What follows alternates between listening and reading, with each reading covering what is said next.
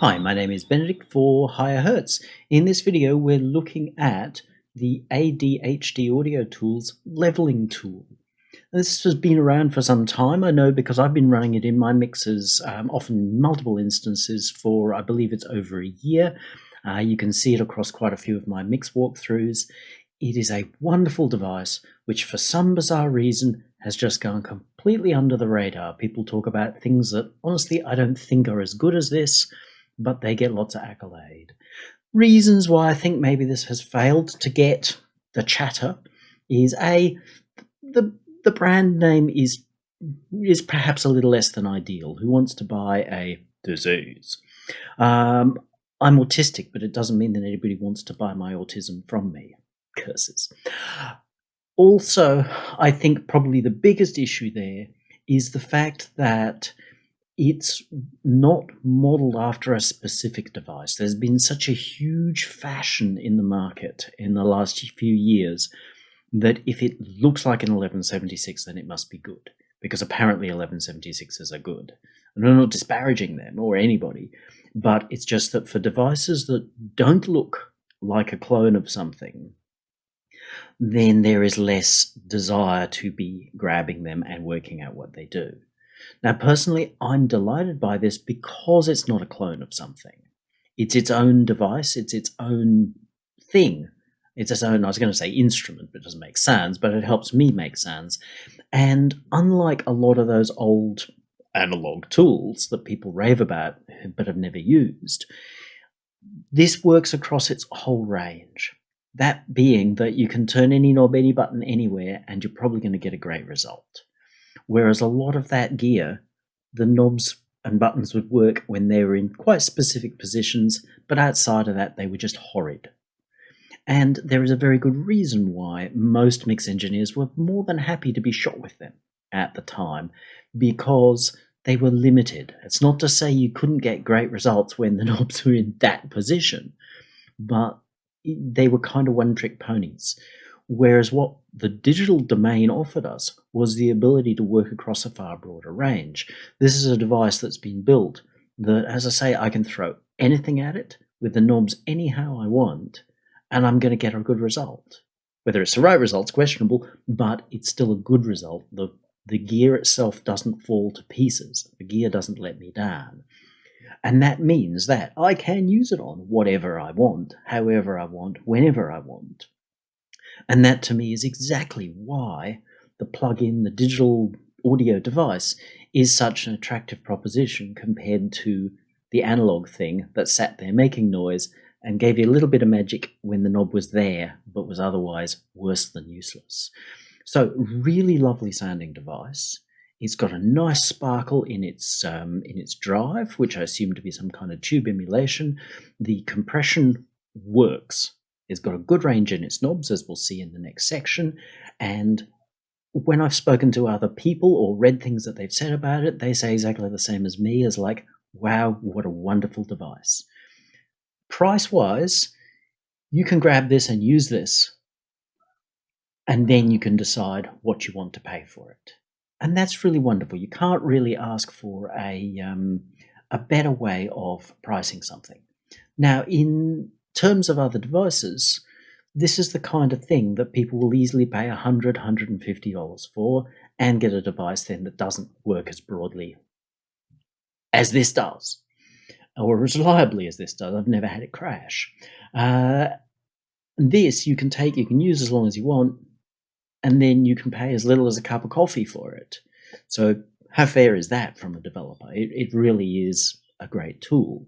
Now, in the next section, I'll walk through its knobs and buttons, and then in the section after, we'll actually walk through a little mix that I made using just this device. Overview of the knobs and buttons, the functions of the leveling tool. We've got it working against the drum pattern from the piece that we'll work through more in the walkthrough afterwards.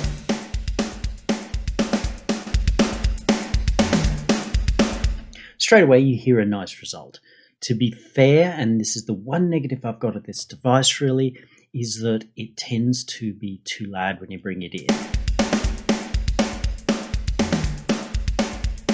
If you drop it somewhere between 50 and 25, then you will find that your ins and outs are balanced.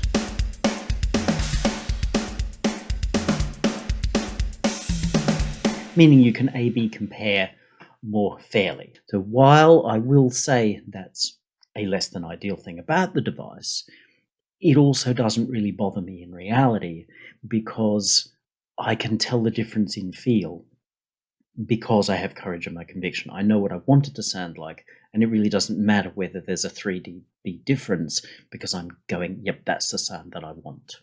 So we will start here. This is the threshold. So this is a point at which the transfer function will start to bite. So while the knob sort of seems backwards, as in you might go, oh, that's 0 dB and minus 100 dB, it kind of doesn't work that way in these sorts of devices. It's just saying, how hard do you want to hit this? And obviously, we can hit it harder and harder. So that's your threshold, or how hard you want this thing to work. Transfer function sounds awfully complex. Transfer function merely is, you put in this, we'll do this to it, and you'll get that. So in a compressor, very simply, it's the ratio. We can put in 2 dB and get 1 dB out. We can put in 13 dB and get 1 dB out. That's your transfer function. It's a little more complex than that, but that's good enough for you to get a working relationship. So obviously, the harder we hit it,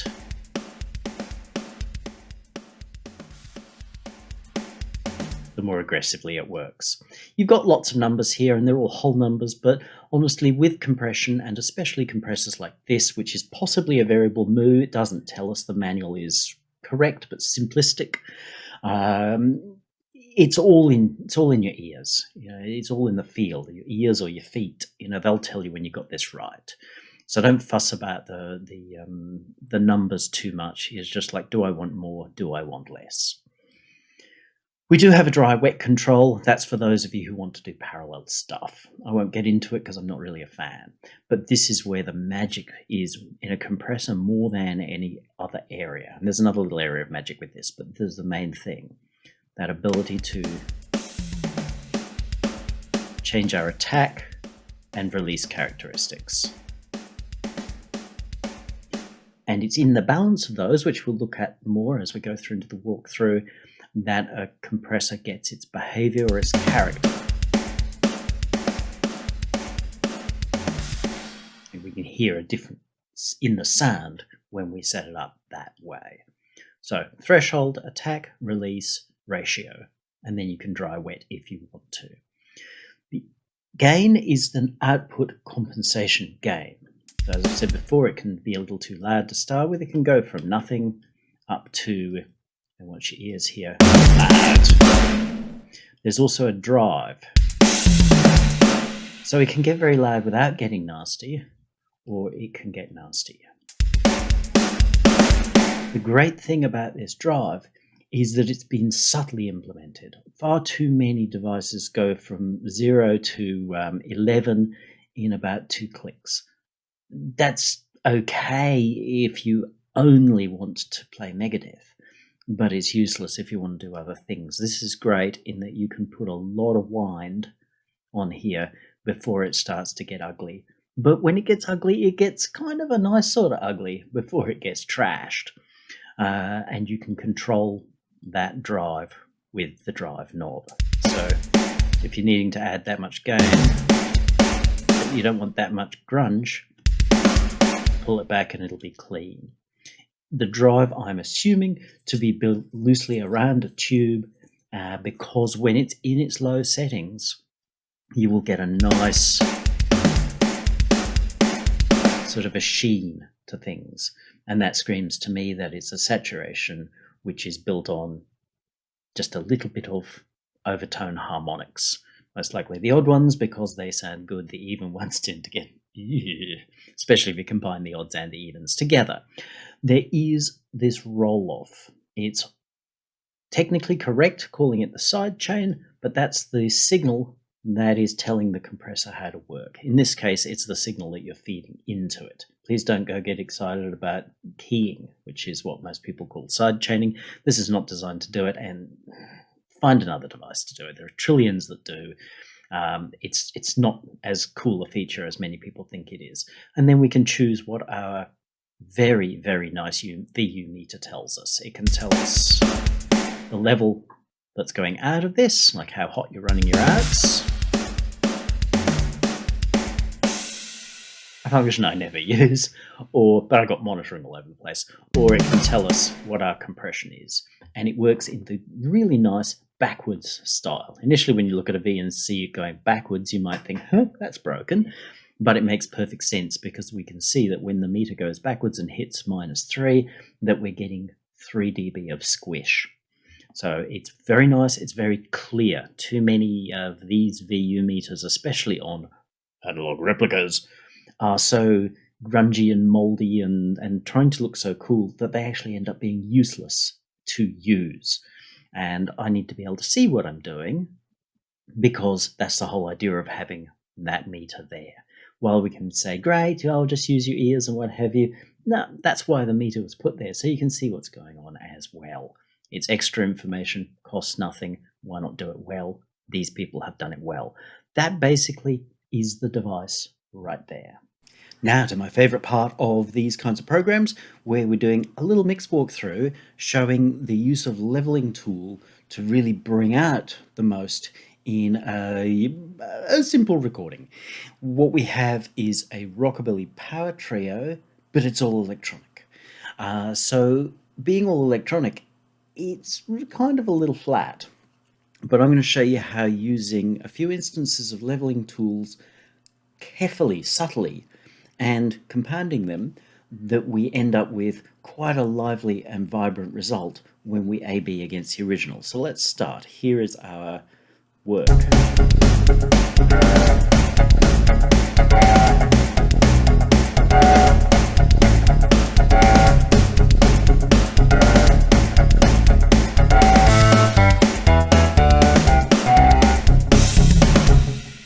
So now I'll work through and turn off the leveling tool instances so you can see how it becomes less as we go.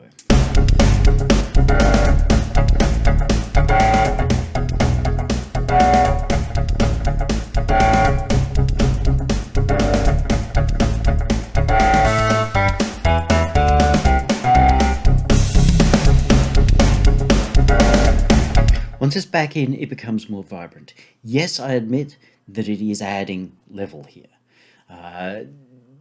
This doesn't bother me in particular because when I mix, I have a strong sense of conviction and division. So I know what I want to achieve, and I simply work out things just like, is that the sound and the feel that I want? I'm obviously cautious that is this going to survive an A/B test, but it does. And when we look at the comparison of with this in versus with this out, then the difference should be pretty obvious for you.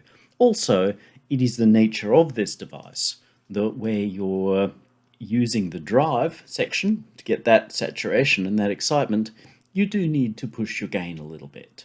So that ultimately is what you compensate for in your mix. If you are finding that that using the gain and the drive to get things working right is making your mix too loud and you don't want to pull your faders down, which is the right decision, you don't always want to pull your faders down, then simply insert a tool like, pointed right, this, where you can simply say, oh yep, let's hack 6 dB off this. And that way you can keep your gain structure the way you want it to be as it comes up on the fader board. It is rockabilly, so it is meant to have this sort of jump and jive to it. Really just about how we can use compression, and this tool in particular, to bring about the vision of the track. So let's, for the moment, turn all of these off. Where most of you would start would be with the drums. Now, drums are a pretty bog standard set of samples out of a kit. I've done this because this is what a lot of you are going to be working with. Let's be realistic. Very few of us actually have real live drums in a real live room, let alone a stone room like Phil Collins. So we've got to work with the kind of material that we have.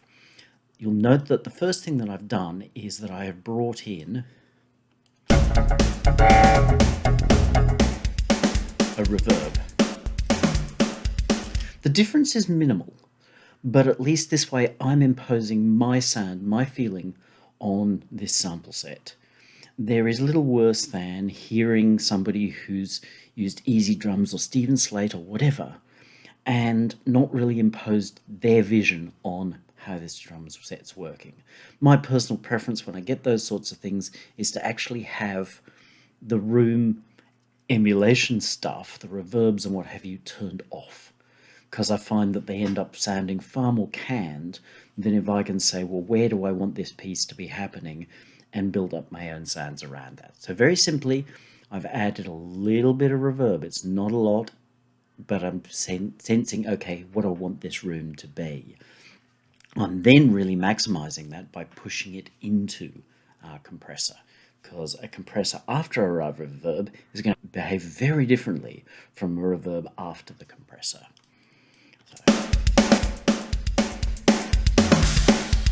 Straight away, yes, we are going to hear some level. Again, as I've covered that, that's an inevitability in part with using this drive setup. What I'm looking for here is not a way to say I want to make this louder. I really want to get that off the table straight away. Most people make the mistake when they start using a compressor, they'll be like, oh, I can turn this down as low as possible, turn this up nice and high, and then I can do this.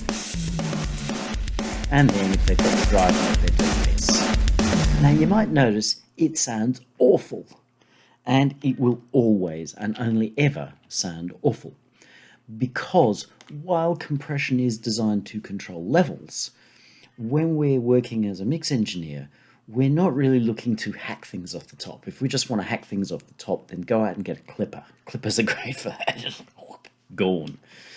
This is about making things move and vibrance. And while you might be going, but it needs to be loud. Yeah, you know what? The best way to get the impression of loudness is not to chase loudness per se, but to chase dynamics and movement. Something that moves is far more interesting than something that doesn't move. That's self-evident. So if we can use compression to make our recording move nicely, and by nicely I mean within the way that the song needs to. You know, this song has a story. If it doesn't, the song shouldn't exist. You know, we've then got to say, how do I make this move to tell people what it is that they need to be feeling? Because recorded audio is like a photograph. You take a photograph, a happy snap, and then you look at the happy snap and you go, this doesn't really represent what I'm seeing. You know, I'm seeing my kids in the foreground and a big tree, but now when I look at this happy snap, my kids seem to be about this big, which is not how I see them in my mind. The tree seems to be, you know, bigger than the Hulk. And somehow it just doesn't seem to represent what we're doing, which is why a good photographer will stage the photo in such a way that we get the feeling of what we're trying to get across. And recording music is exactly the same.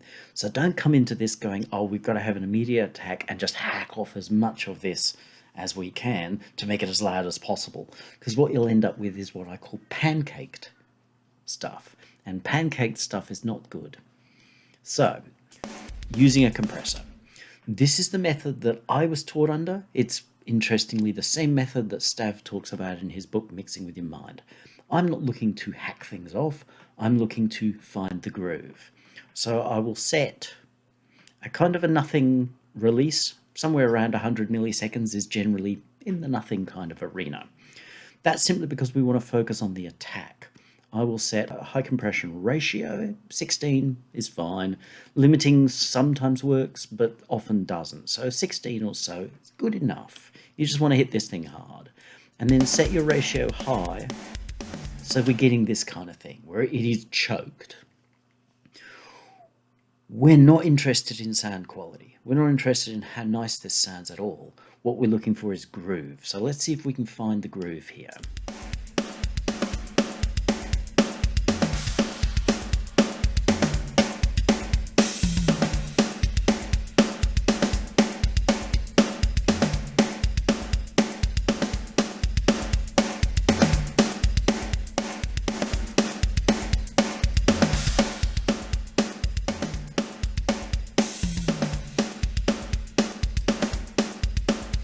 Now that combination of attack and release means that we're getting those snares kind of leap up a little bit.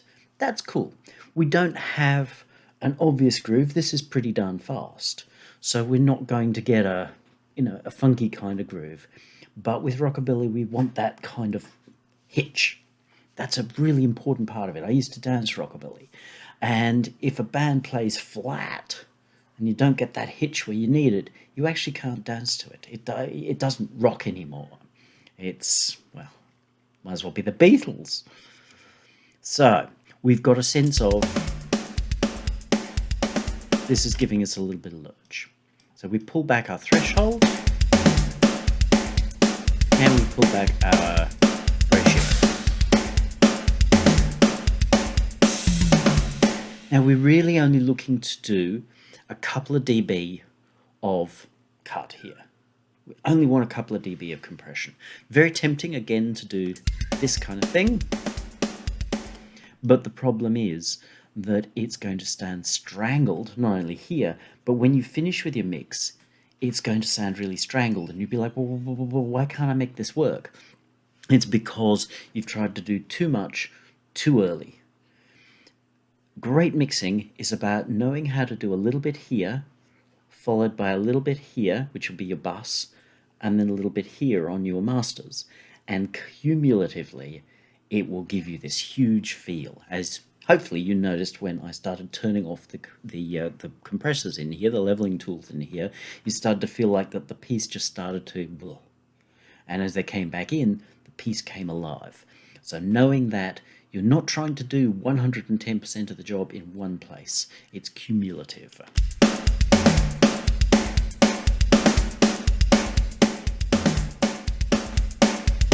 Okay, that feels like it's adding just a little bit more life there. That's enough. That's all we need to do. Now the next part's going to be the bass. Now, as much as possible, I avoid working for very long in solo. I've shown you the drums in solo because I'm hoping you can hear the difference a little easier. So now we've got our bass to deal with, and you might kind of go, yeah, that bass isn't really cutting it. No, it's not, and that was deliberate in creating the sound that I wanted it to be something that's correct, but we're going to need to use this compressor to bring it up into the mix.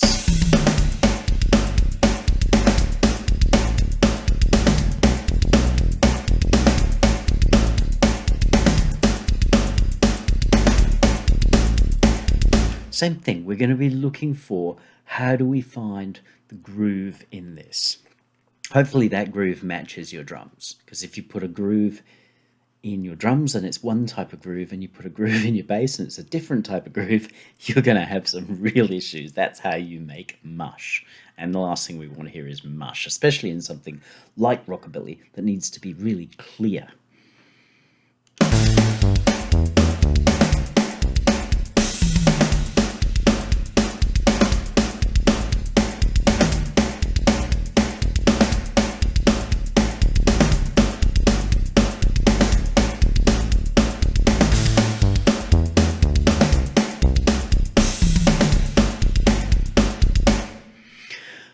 Seems like that's working.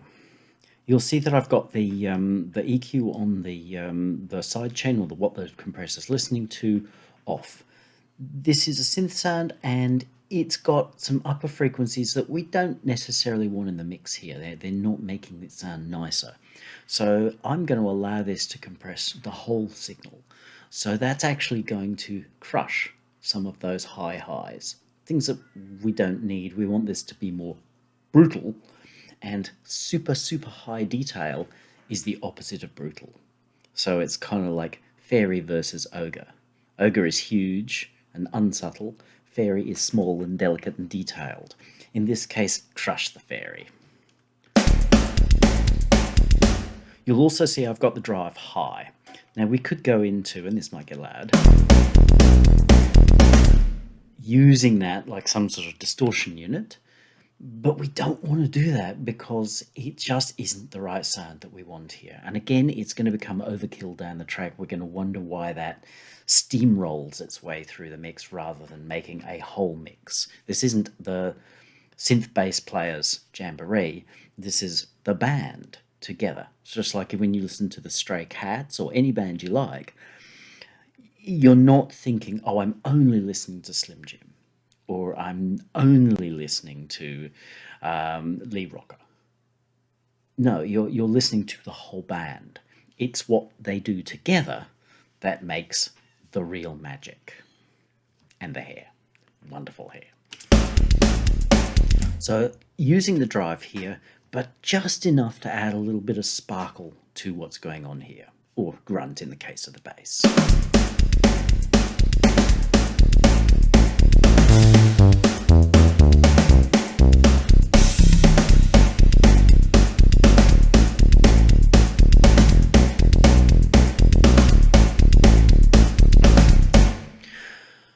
So collectively that seems to be working. Let's turn them off and see if we're...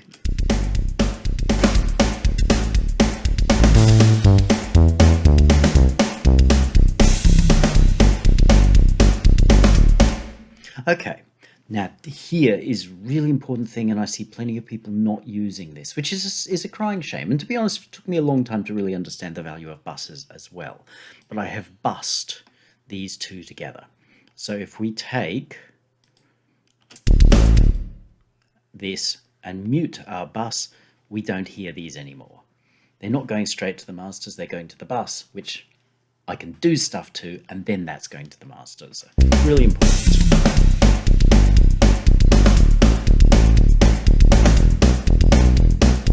Just put that up there. Again, what we're looking for is the way that these groove together. We need them to work together, not to just be somewhere around each other. They've got to move together.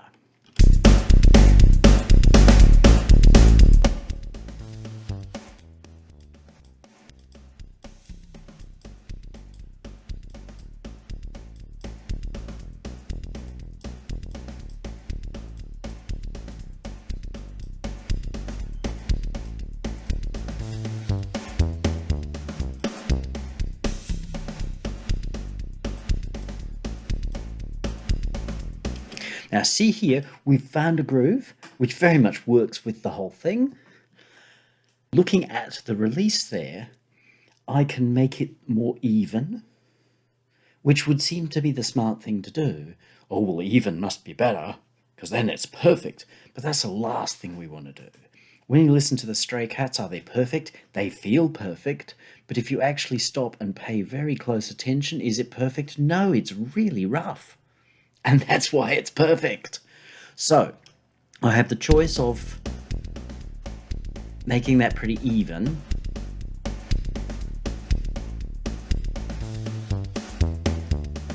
or that point where you get things seem to kind of leap at. I want that point where things seem to leap at. Remember, this is not what's going to the masters in the end. This is just finding that groove. How do I want to add the spice here?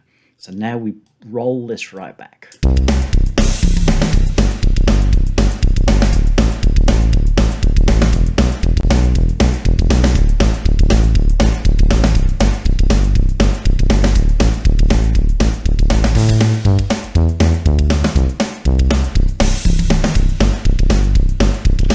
Now, a couple of things to notice. Hopefully, as that comes back in, with the subtle settings, there should just be a feeling of like, oh, that lifts a little bit more, that jives a little bit more, in which case we've done the right thing. You'll also notice that the bass in the high section, in the run, on its own tends to be too loud. Now we could say, oh, but I would rather use instruments to control themselves and each other than to be going in there and saying, oh, well, I'm going to change the MIDI of this performance. Because when I change the MIDI of the performance, it's actually not going to feel as cool as when the instruments working together control each other. So here we're using the compression as a bus to make the instruments change each other. So the run sounds too loud and on its own, but once we've got it controlled with the instruments together, suddenly it flows much better. So not only a little bit more jump in the main riff, but we've got more control over the run.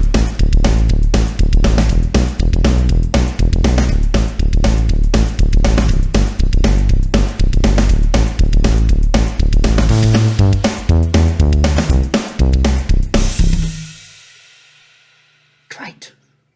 You'll also notice that that snare sort of leaps up a little bit. That's great. That's exactly what I'm looking for in this, because we want to bring some vibrance. As I said to you at the beginning, the performance is a little on the flat side, and we want to bring some vibrance because we're wanting to say to the listener, this is rockabilly. And that's a key thing, that those snares tend to be quite dominant. A rockabilly power trio may not even have a kick drum. So the snare in rockabilly, snares and sides and what have you, because they use the rims a lot because they make the most of it, which doesn't really fully get expressed in this performance. But the snare is really important. So that combination of having compressed that little bit of reverb into the kit and compressed it in such a way that the snares leap up a little bit means that we're making the most of that reverb around the snare. Because if we separated out our snare, real sort of goth Sisters of Mercy type style, put on a big reverb, then we could have made that snare and its reverb be very explosive.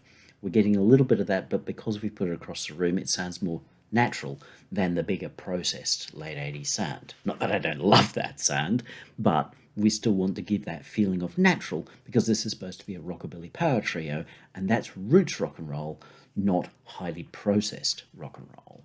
So we've got to our rhythm bus, and it's moving quite nicely compared to where we were. We've now got our guitar, good old industry standard drop C tuning. And let's bring this up. Oh, I've got to turn the device on.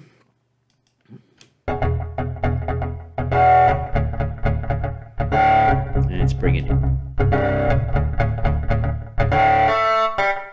Now, first thing, it's easy to think that what you would do is to take your compression and put it after drive and everything else. And while it sort of works, we also kill the guitars.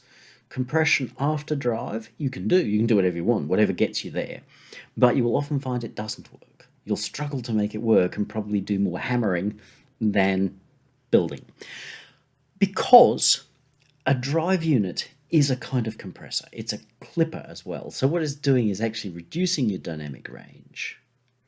So if you then go do it, changing the dynamic range after the fact, especially trying to further reduce it in some way, you can do more damage than good.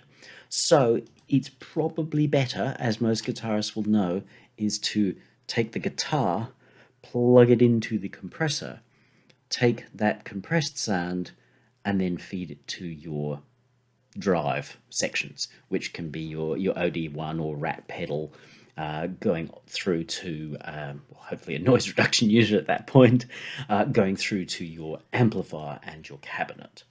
In this case, I've got a little bit of echo in there to give us some of that nice cool 50s echo sound on our guitar. And I've done that pre-drive because the drive brings it out. So compression here, what we're looking to do is to tighten our guitarist. Most guitarists, when playing palm mutes, and this relies on this being very muted, tend to leave the strings not as muted as we would like. There are a few guys who really very, very tight, and a good rockabilly trio, they are incredibly tight. But not many are.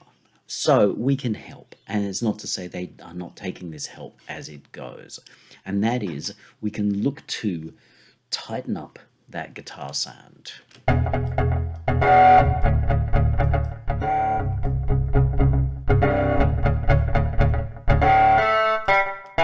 So we're looking to let the very beginning through, the on the beginning, but to squash some of the whoop that comes after it. This is not gent, this is rockabilly, so it's all about the on the beginning of the notes, because that makes what makes it sharp, what makes it sound like a train or a track.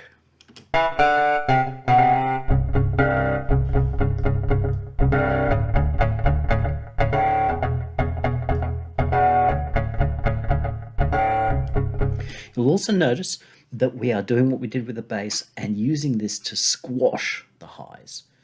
So we're using the bigger amount of lows, the weight of those, to squash some of the highs so that we get a more realistic sound. Now, I'm not chasing true realism here at all. As you see, I'm not using traditional cabinets at all. I like the oddness of this sound.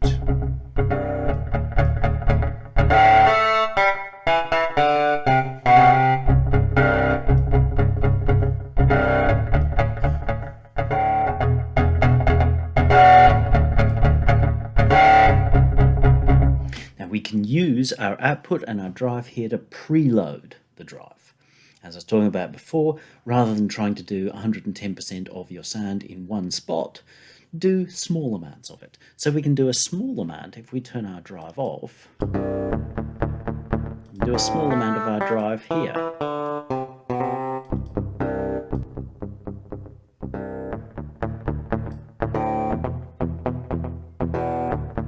See, we're getting a fair amount of the sound that we want before we've even hit our drive unit.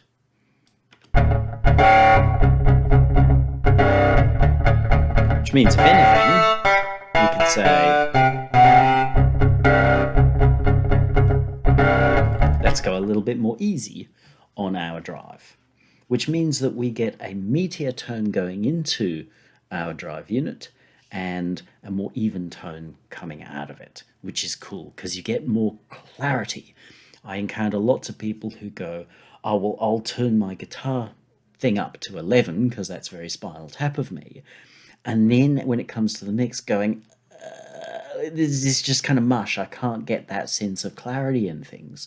And simply because you're running way too much drive. So let's see how this is going inside the mix.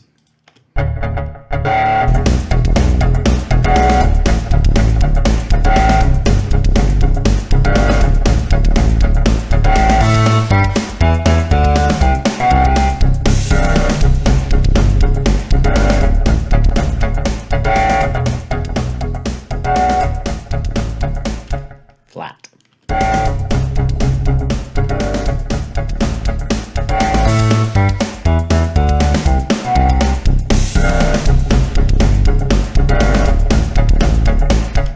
So see again how the small moves here have given us a little bit more sparkle to that drum kit and the performance, and we're emphasizing those snares and the room. The bass is now made to punch a little harder on its own, but it's really through the bus forced to groove. So we're not only making the bass groove more with the kick drum, but we're also again even more emphasizing the room that our drums are in, the whole performance is in, and a little bit more sparkle on that snare, as well as tightening the bass into it. And our guitar, we've given our drive unit a more robust signal, emphasizing the beginning of the sound, the rather than the, but it's all still there, but we're just more in control of it, which means that our drive unit can actually come back a little bit, which gives us more clarity, which feels heavier. And that's it. No EQ, no particular control of levels outside of what was already set up. A little bit of send reverb, because every mix must go into a shared reverb. If it doesn't all happen in the one room, you've got some issues. On this end, we've just got a little bit of saturation. Now, if I were using a little bit more compression here, great, but to make sure I'm showing you as clearly as possible, this is it. A little bit of subtle compression to shape our dynamics at each point in the process, and suddenly we get a far more lively thing. And of course, taking advantage of the saturation drive thing on the back end of the leveling tool means that we've brought more sparkle into the overall track as well. If you have any questions, ask them down below, and once I'm aware of the questions there, I can come over and answer that. And if you want to know more, see more of these sorts of things, please subscribe to higherhertz.com so that we know that you want more of this material. You have a great day there.